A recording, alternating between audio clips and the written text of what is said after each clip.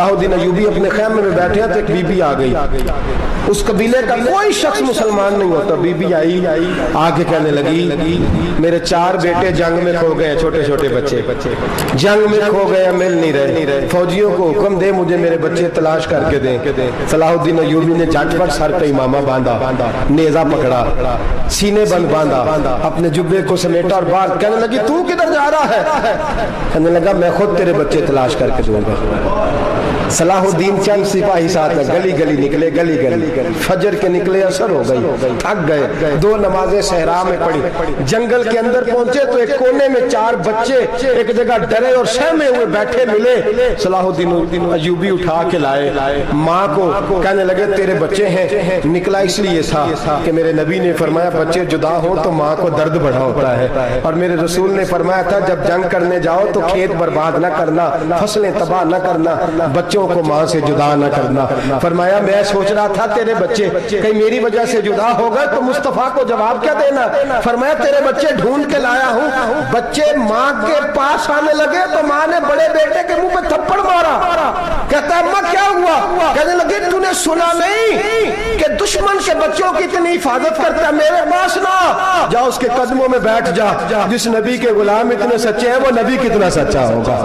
बनु कुरैजा और बनु नुज़ैर 2 मोहल्ले थे यहूदियों के।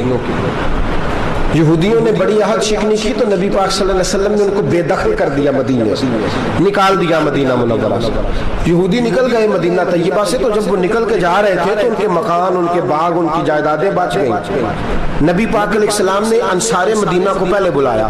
जाग रहे हैं ना आप लोग? पैसे आते किसी को बुरे लगते हैं। अब तो ये भी हलाल हराम की तमीज भी उठती जा रही है।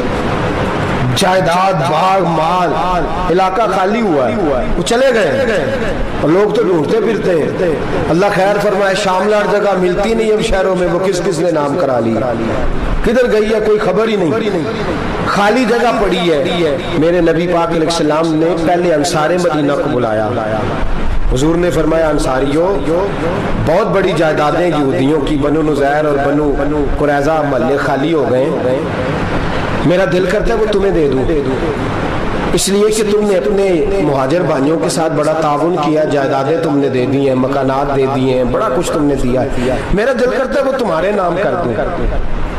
तो अंसारे मदीना क्या कहने लगे या रसूल अल्लाह दे तो हमने दिया है पर वो बेचारे झिझकते ही रहते हैं, वो झिझकते ही रहते हैं, खुल के हमारी चीजें इस्तेमाल नहीं करते। तो हुजूर हम तो पहले ही अंसार है, हमारे पास बड़ा कुछ है, आप मेहरबानी फरमाए वो सारा कुछ मुहाजिरों को दे दे मुहाजिरीन को, हमें नहीं चाहिए। अब चले गए बात करके, मेरे हबीब पाक ने मुहाजिरों को बुला लिया, फरमाया बनु नुज़ैर और बनु कुरैजा कबीले की जायदादें आई हैं, तुम्हारे पास बज़ाहर जो चीजें हैं भी वो भी अंसारे मदीना की हैं, तो मेरा ये ख्याल है कि वो सारा कुछ तुम्हें दे दिया जाए।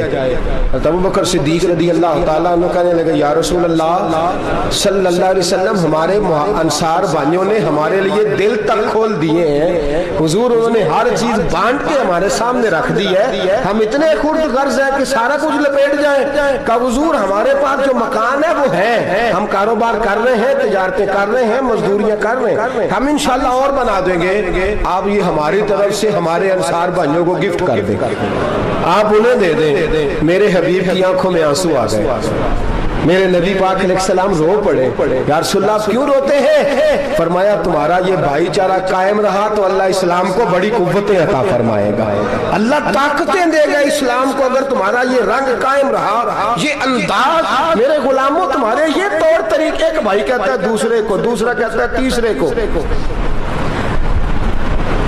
मुसलमानों की ना एक तादाद लड़ते दूर चले गई, तातारियों ने कैद कर लिया, 4 मुसलमान थे, तबलीग करने गए, जंग करने गए, जिहाद करते करते काफिरों से लड़ते तातारी कौम में चले गए, वहां कैद कर लिए गए तो सजाए मौत का हुक्म हुआ। 4 बुजुर्ग थे, सजाए मौत का हुक्म हुआ तो तातारी बादशाह जो था वो बड़ा खिलाफ था, बड़ा सख्त मुखालिफ था मुसलमानों के।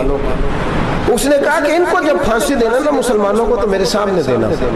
अब 4 आलिम हैं, 4 सूफी हैं, सफेद दाढ़ियां, सर पे इमामे, फांसी का वक्त आया तो जो फांसी घाट है वो एक है, चारों को इकट्ठे फांसी नहीं हो सकती, ایک کو کہا کہ ایک ایک کر کے ان کو پھانسی دو.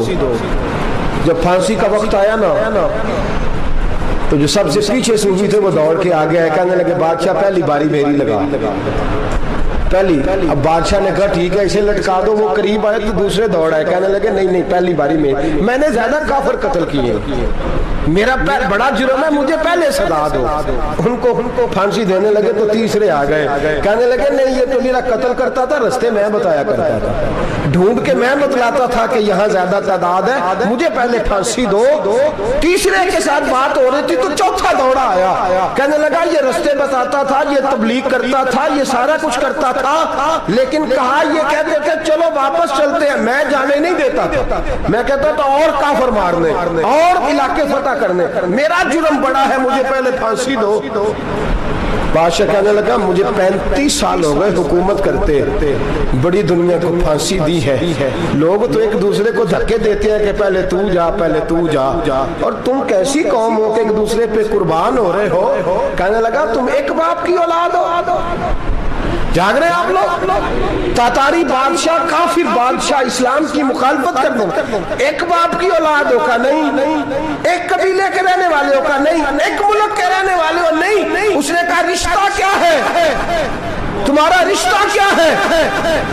تو بول کے کہنے لگے خدا ایک ہے نبی ایک ہے, خدا ایک ہے اور نبی بھی منفرد ایک ہے, اس قوم کی نقصان بھی ایک ہی سب کا نبی, اللہ بھی قرآن بھی ایک. کیا ہی اچھا تھا ہوتے اگر مسلمان بھی ایک, یوں تو سید بھی ہو مرزا بھی ہو افغان بھی ہو, تم سبھی کچھ ہو بتاؤ کہ مسلمان بھی ہو. فرمایا ہمارا اللہ ایک ہے نبی ایک ہے, تو کافر ایک دوسرے پہ جان کیوں دیتے ہو؟ فرمایا ہمارے نبی نے ہمیں بھائی بھائی بنا دیا ہے, بھائی کا دل نہیں کرتا اس کی آنکھوں کے سامنے بھائی چلا جائے, ہمارا دل نہیں کرتا پہلے مجھے دے پہلے مجھے دے. بادشاہ کہنے لگا تمہارا جذبہ مجھے متاثر کر گیا, جاؤ میں تم چاروں کو آزاد کرتا ہوں, تمہیں آزاد کرتا ہوں. میرے دوستو یہ رنگ تھا, دیکھیں نا یہ اس دھرتی نے نظام دیکھا ہے نا, اس فلک میں پہلی بار دیکھا, اس زمین نے پہلی بار, اور میرے حضرت صاحب فرمایا کرتے تھے زمین تڑپ کے روئی, اس نے پہلی دفعہ دیکھا.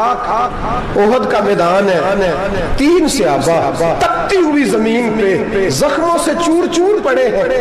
حضرت انس بن نضر رضی اللہ تعالیٰ عنہ پانی کا پیالہ لے کے پہنچے, ایک زخمی سے کہا تجھے پانی پلانا ہے, تو کہنے لگا میرے زخم تھوڑے ہیں, وہ جو ساتھ پڑا ہے اس کے زخم گہرے ہیں, پہلے اسے پانی پلا دے, جا اسے دے دے. اس کے پاس پہنچے تو وہ کہنے لگا وہ مجھ سے پہلے گرا تھا, اس کا زخم زیادہ گہرا ہے, اسے پانی پلا. تیسرے کے پاس گئے تو کہنے لگا چوتھا تڑپ زیادہ رہا ہے, اس کی عمر زیادہ ہے, میں تو جوان ہوں برداشت کر لوں, بڑھاپے کی وجہ سے نڈھال ہو گیا, پہلے اسے پانی پلا.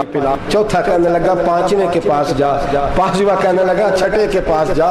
حضرت انس بن نضر کہتے میں رو پڑا, میں نے کہا محمد کی غلاموں, رسول نے تمہیں کیسا جذبہ دے دیا ہے, زبانیں پیاس سے باہر ہے لیکن تمہاری اخوت مرتے دم تک قائم ہے. کہتے میں 7ویں کے پاس گیا تو کہنے لگا اگر 6 قربانی دے سکتے ہیں تو مجھے خود غرض نہ سمجھ, میں نے نہیں پانی پینا, جا پہلے کے پاس لے جا. کہتے میں پہلے کے پاس آیا تو روح پرواز کر گئی, دوسرے کے پاس آیا تو روح پرواز کر گئی, میں 7ویں تک آیا تو انتقال کر گئے. کہتے ہیں پانی کا پیالہ میں نے اٹھایا اور میں نے زمین پہ رکھا تو میں نے کہا پانی گوا رہنا, محمد کے غلام مر تو جاتے ہیں پر ایک دوسرے کا خیال بڑا رکھا کرتے ہیں, گوا رہنا یہ مر جایا کرتے لیکن ایک دوسرے کا درد. میرے دوستو لٹا ہوا برما, روتے ہوئے مسلمان, سسکیاں اور آہیں لیتی ہوئی مائیں پوچھتی ہیں اے خاصا اے خاصان رسول, وقت دعا ہے, امت پہ تیری آ کے عجب وقت پڑا ہے. وہ دین جو بڑی شان سے نکلا تھا وطن سے, پردیس میں وہ دین آج غریب الغربا ہے. فریاد ہے اے کشتی امت کے نگہباں, بیڑا یہ تباہی کے قریب آن لگا ہے. اور کیا خوبصورت جملے کہے تھے کہ نبی پاک صلی اللہ علیہ وسلم نے, حضور نے فرمایا تھا میرا مومن ایک جان کی طرح ہوتا ہے, ایک جان کی طرح ہوتا ہے, ایک کو تکلیف ہو جسم کے ایک حصے کو, سارا حصہ پریشان ہوتا ہے. فرمایا یہ ایک مکان کی طرح ہے, ایک اینٹ دوسری اینٹ کو مضبوط کرتی ہے. فرمایا یہ مضبوط لوگ ہیں, یہ مضبوط لوگ. حضرت عمر فاروق کا زمانہ ہے, ایک آدمی نے سیری بھیج دی, ایک گھر میں بطور تحفہ، قحط کا زمانہ تھا، گوشت ملتا نہیں تھا، جانور، ایک آدمی نے سری بھیج دی ایک آدمی کے گھر میں. اس نے کیا کیا؟ اس نے اپنی بیوی سے کہا ہماری تو خیر ہے، ساتھ والا پڑوسی زیادہ غریب ہے، ادھر نہ بھیج دے، یہاں گندم امیر شہر کی ہوتی رہی خراب، اور بچی کسی فقیر کی فاقوں سے مر گئی. کہا ساتھ والے پڑوسی کے گھر سے میں کئی دنوں سے بھوک کی آوازیں، وہاں بھیج دے. اس کے گھر گئی تو اس کی بیوی شوہر کو مشورہ دیتی ہے، کہتی ہے میرے بچے تو دلیر ہے، ساتھ والے کے چھوٹے ہیں، وہ گزارا نہیں، ادھر نہ بھیج دیں. ادھر گئی. ایک روایت ہے 7 گھر، ایک روایت ہے 21 گھر. 21 گھروں میں گھومتی ہوئی وہ شریف پھر پہلے کے گھر میں آ گئی، اور پہلا صحابی کہنے لگا صرف تو نے ہی محمد کا کلمہ نہیں پڑھا، باقی 20 نے بھی پڑھا ہوا ہے، صرف تو نے ہی رسول اللہ سے یہ درس نہیں لیا، باقیوں نے بھی لیا ہے، اور صرف تیرے اندر ہی جذبہ اظہار نہیں، تو ہی صرف مسلمانوں سے پیار نہیں کرتی، سارے ہی پیار کرتے ہیں. وہ شریف پھر آ گئی. اب کیا کرنا ہے؟ اب کیا کرنا ہے؟ امام نبوی نے لکھا ہے، وہ کہنے لگی کرنا کیا ہے؟ پکاؤں گی میں اور کھائیں گے 21 گھر، پھر بھی اکیلے نہیں کھائیں گے، پکاؤں گی میں اور کھائیں گے 21 گھروں کے مطابق شوربہ پکا، اور پھر برتن میں ڈال کے وہ بی بی ایک کے گھر کا دروازہ کھٹکھٹاتی ہے، کہتی ہے مصطفیٰ کے غلاموں نکلو باہر اور کھاؤ، اس لیے کہ جس نبی نے مجھے پیار کا حکم دیا اسی نے تمہیں بھی پیار کرنا سکھایا ہے، یہ رنگ چشم فلک نے سکھایا ہے.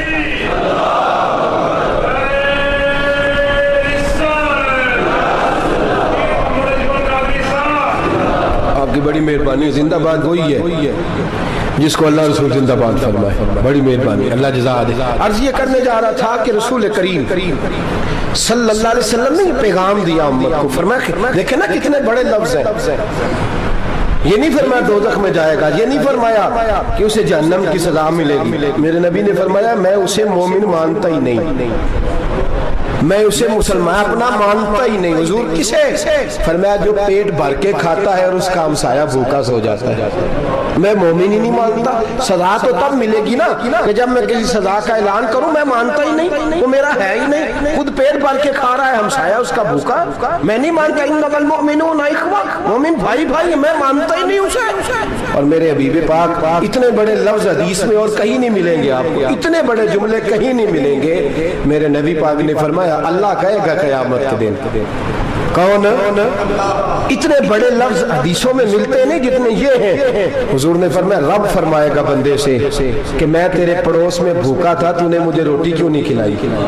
کون کہہ رہا ہے؟ اللہ کہہ رہا ہے میں بھوکا تھا تو نے روٹی نہیں دی، میں ننگا تھا تو نے کپڑا نہیں دیا، میں پیاسا تھا تو نے پانی نہیں پلایا، میں بیمار تھا تو تیمارداری. یا اللہ نہ تو کھاتا ہے، نہ پیتا ہے، نہ کپڑا پہنتا ہے، نہ تو بیمار ہوتا ہے. لا تأخذہ سنۃ ولا نوم، تجھے بیماری آتی نہیں، اونگ نیند نہیں آتی. میرے مالک تو میرے پڑوس میں تھا. تو حضور فرماتے ہیں رب فرمائے گا وہ جو بندہ تیرے پڑوس میں بھوکا تھا تو بندہ تو میرا ہی تھا نا، وہ جو بندہ تیرے پڑوس میں ننگا تھا تو بندہ تو میرا ہی تھا نا، وہ جو تیرے پڑوس میں پیاسا تڑپتا رہا تو وہ میرا ہی بندہ تھا. تو دوائی لینے جائے تو بڑے اسپتال میں اور اس بیچارے کو 20 روپے پرچی کے بھی میسر نہ آئے تو میرا ہی بندہ تھا. میرے دوست خیال کر اور یاد رکھ، یہ جو ہمسائے ممالک میں ظلم ہوتے ہیں، زیادتیاں ہوتی ہیں. ہمارے گھر کا پنکھا اچھا چلتا ہے، ہم جلوس اس وقت نکالتے ہیں جب ہماری لائٹ بند ہوتی ہے، ہم جلوس اس وقت نکالتے ہیں جب ہمارا ایسا جو ہمیں تنگ کرتا ہے، ہم اس وقت درد محسوس کرتے ہیں جب ہمارے گھر تک آگ آ جاتی ہے.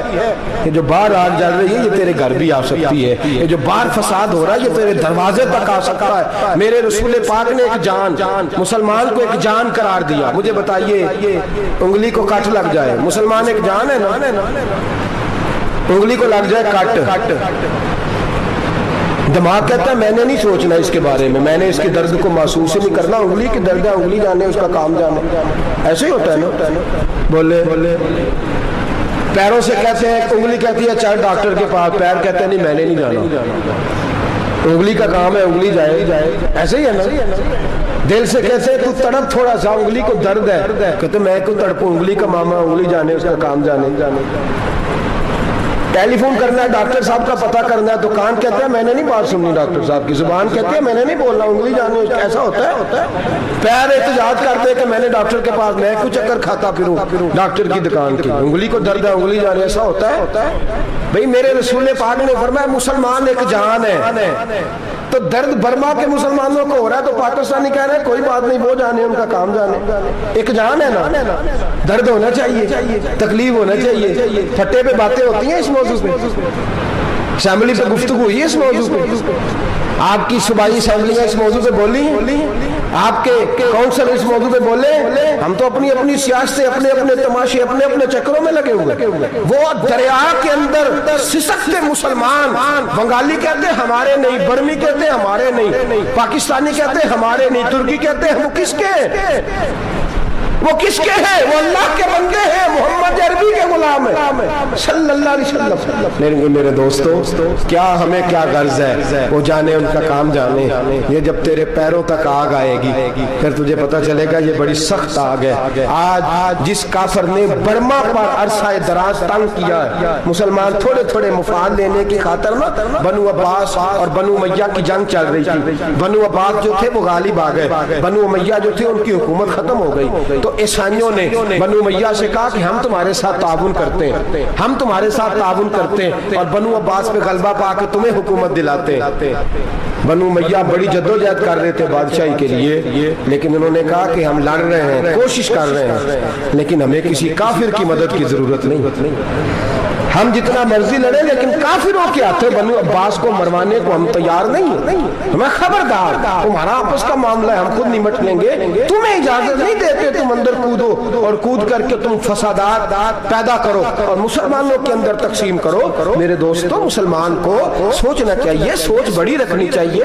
گھر کی جنگ سے نکل آ, اب بہو ساز کے جھگڑے سے باہر آ جا, اب محلے کی سیاست چھوڑ کے باہر کا سوچ. اب اسلام کو تیری حاجت ہے. اب پوری دنیا جب مسلمان کو دیکھے نا, فیس بک یوز ہوتی ہے, اس پہ نوجوان جب اسلام کی بات کرنے لگے گا, اس پر جب بڑا اسلام کی بات کرنے لگے گا, پوری دنیا میں پیغام جائے گا کہ مسلمان اب جاگنے لگا ہے, مسلم خابیدہ بیدار ہونے لگا ہے, اب اس کی آنکھیں کھلنے لگی ہیں, اب یہ اپنے مذہب کی بات کرتا ہے, اب یہ اپنے ملک سے, صوبے سے, برادری سے نکل کر بولتا ہے, اب یہ کہتا ہے کہ بازو تیرا توحید کی قوت سے قوی ہے, اسلام تیرا دیش ہے, تو مصطفی ہے.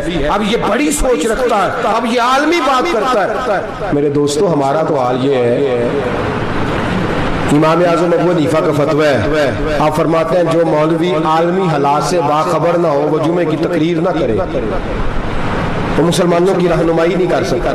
عالمی حالات سے جو خبردار نہ ہو, تو جس کو چھٹی ہو جائے تو نے ختم نہیں پڑھا, دوڑ جا مسجد سے, تو ختم نہیں پڑتا ہمارے, تجھے پتہ ہی نہیں دکان رہتا ہے, بھاگ جا. وہ عالمی حالات پہ بات کرے گا, کیونکہ بیچارے کو تو پتہ ہے میری سویرے چھٹی ہو جانی. سیاست کا لفظ چھیڑا نہیں تو میں گیا نہیں. یاد رکھے وہ جو بیداری ہے, وہ جو اعلیٰ ظرفی ہے, وہ جو بڑی سوچ ہے, وہ جو ملت کی سوچ, وہ جو قومیت کی سوچ ہے, وہ جو آگے بڑھنے کا زاویہ ہے, وہ تو اندر. اقبال کہتا ہے گلا تو گھونٹ دیا اہل مدرسہ نے تیرا, گلا تو گھونٹ دیا اہل مدرسہ نے تیرا, تجھے تو مدرسے والوں نے پلیٹ پکڑا دیا کہ جا سویرے لنگر کٹھا کر کے لا اور دوپہر کو روٹیاں مانگ کے لا اور دیکھ آج مرا کون ہے, ختم کس کا پڑھنا ہے. تو گلا تو گھونٹ دیا اہل مدرسہ نے تیرا, اب کہاں سے آئے گی صدا لا الہ الا اللہ. تو گھونٹ دیا تیرا گلا, تو کیسے بڑی بات کرے گا.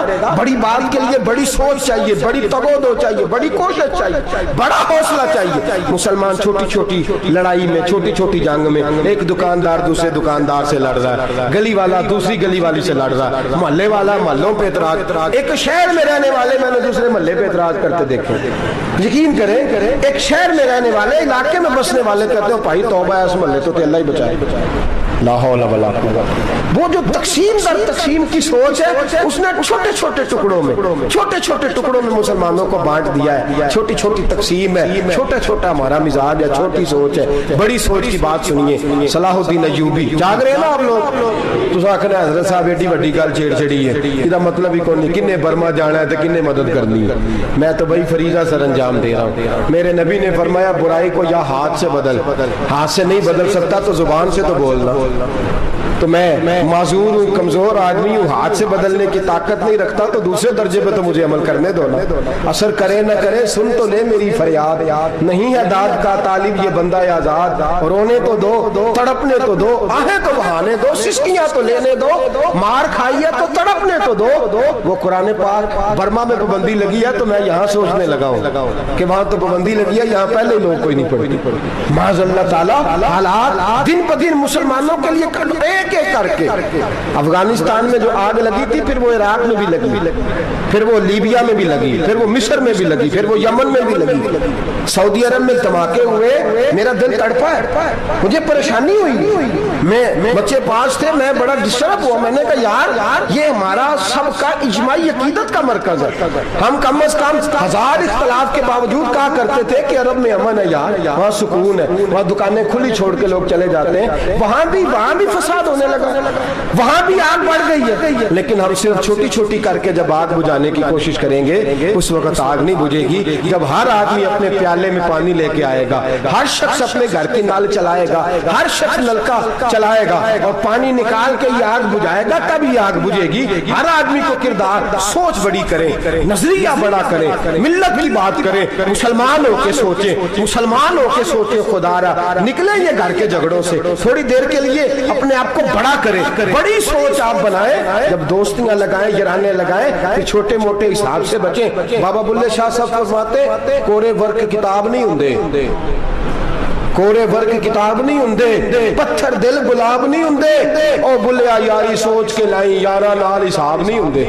پھر ذرا نکلے اس حساب کتاب سے باہر, بلیا یاری سوچ کے لائیں, یارا نال حساب نہیں ہوندے. پھر ذرا بڑا ذہن کرے, چھوڑے اپنے حساب. یبصرون اعلی انفسہم ولنبلونکم بشیء من الخوف والجوع ونقص من الاموال والانفس والثمرات. پھر حساب کتاب سے نکلے, پھر امام علی مقام کی طرح یہ سوچ بنائے کہ حسین کے بچے چلے جائیں تو کوئی حرج نہیں, امت پر آنچ نہیں آنی چاہیے.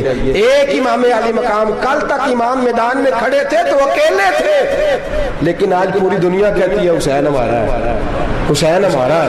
آج نظریہ امام علی مقام زندہ ہے, تو اکیلا ہے تو کھڑا ہو. یہ نہ کہا کر چھوٹی سی مسجد ہے, ایک کونا ہے, کھڑکاوا مولانا تقریر کر رہے ہیں تو کیا بنے گا, ایک آواز کہیں سے گونجا کرتی ہے, پھر اس میں تاثیر میرا اللہ پیدا فرما دیا کرتا ہے, پھر اس کے اندر قوت میرا رب پیدا فرما دیا کرتا ہے, پھر اللہ اس میں تاثیر پیدا کر کے 4 ڈانگ عالم میں پھیلا دیا کرتا ہے.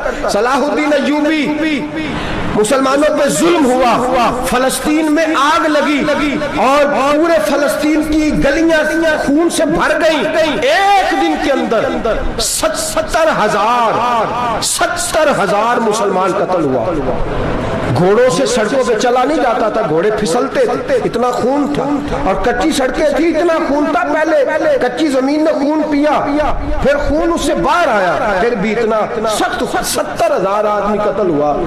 صلاح الدین ایوبی کون تھے؟ میرے غوث اعظم جیلانی کے مدرسے کے طالب علم تھے.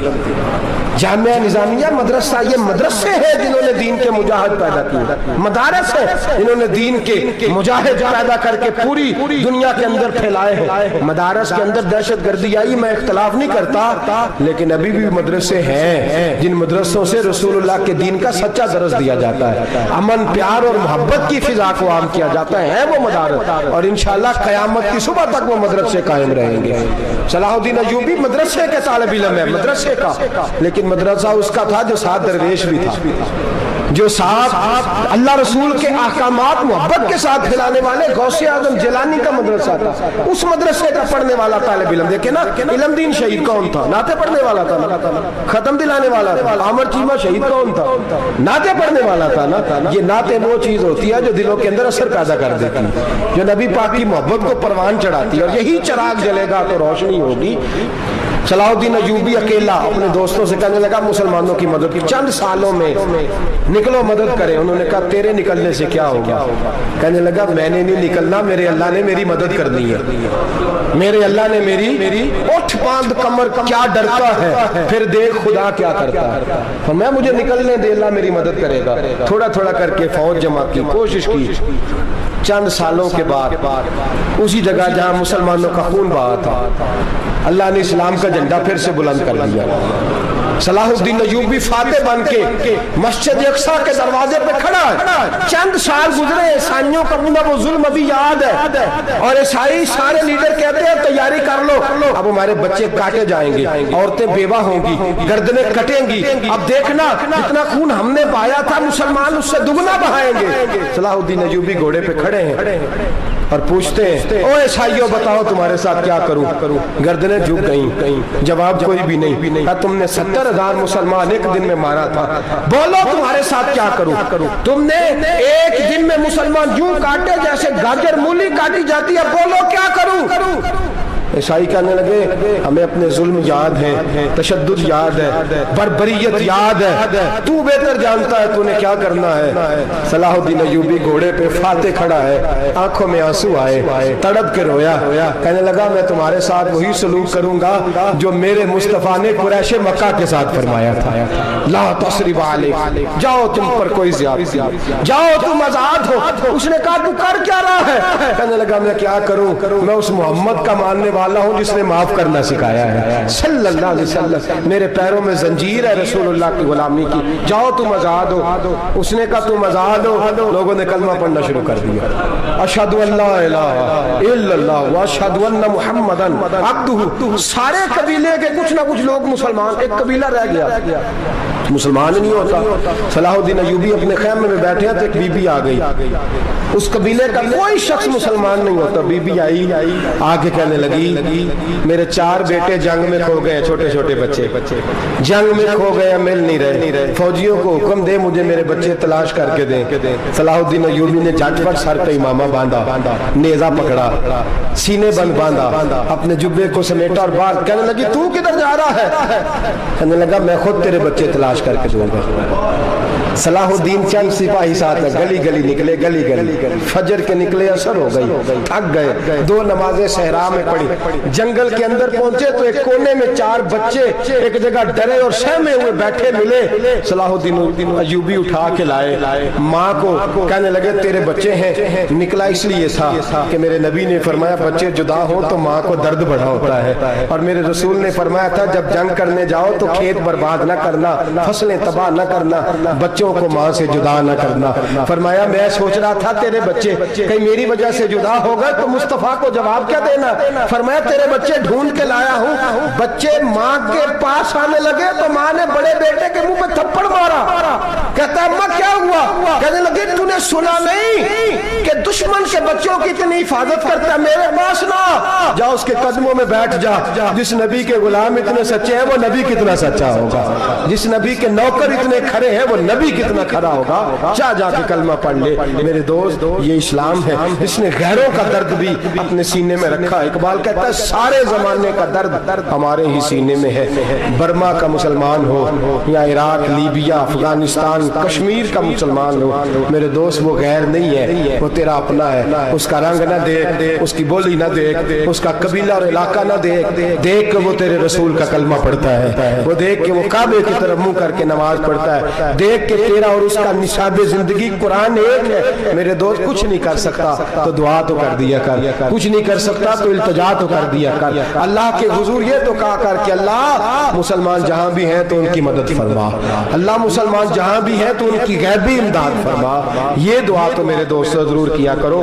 سوچ بڑی کریں, جب بھی آپ بولیں, جب بھی آپ لکھیں, جب بھی کسی سے بات کریں تو بحیثیت مسلمان کے بات کریں, بحیثیت ایک نبی پاک کے غلام کے بات کریں. اپنی زندگی اس انداز میں ترتیب دیں کہ پہلے آپ مسلمان ہیں, اس کے بعد آپ کچھ اور ہیں. پہلے اسلام کی بات کریں, بڑی بات کریں, بڑے حوصلے کی بات کریں, پھر اسلام کو قوت ملے گی, پھر بیداری امت کو نصیب ہوگی. اللہ کریم برما کے مسلمانوں کو اپنی رحمت کی ٹھنڈی چھاؤں نصیب فرمائے, ہمیشہ مدحت خیر الانام میں گزرے.